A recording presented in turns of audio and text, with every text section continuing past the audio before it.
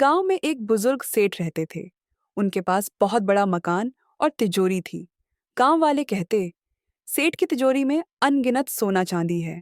सेठ के 3 बेटे थे, राहुल, विक्रम और अर्जुन। तीनों हमेशा सोचते रहते कि बापू के बाद ये तिजोरी हमारी होगी। लेकिन सेठ कभी तिजोरी खोलते नहीं थे।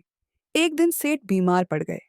उन्होंने बेटों को बुलाया और कहा, मेरी तिजोरी में मेरा सबसे कीमती खजाना रखा है।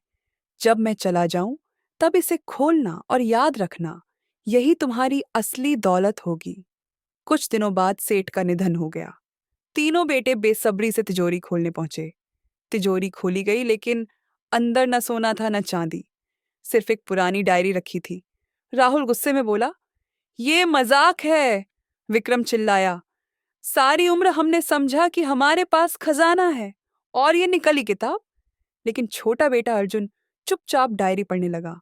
डायरी में लिखा था, बेटो, मैंने सारी उम्र मेहनत करके कमाया, लेकिन समझ गया कि सोना चांदी सबसे बड़ा खजाना नहीं है। असली दौलत है मेहनत करने की आदत, ईमानदारी और अपनों का साथ। अगर सिर्फ पैसे की भूख रखोगे तो खाली रह जाओगे, लेकिन अगर रिश्तों और मेहनत को संभालोगे तो हर दिन तिजोरी से भी ज्यादा अमीर रहोगे।